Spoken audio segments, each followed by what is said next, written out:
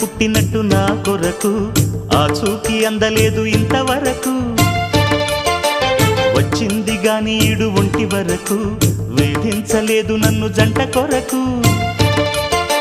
చూశాక ఒక్కసారి ఇంత వెలుగు నా వంక రాను అంది కంటి కునుకు ఈ అల్లరి గారడి నీ లీల అనుకోనా నీ పేరు ప్రేమ అవునా ఇవాళే నిన్ను పోల్చుకుందా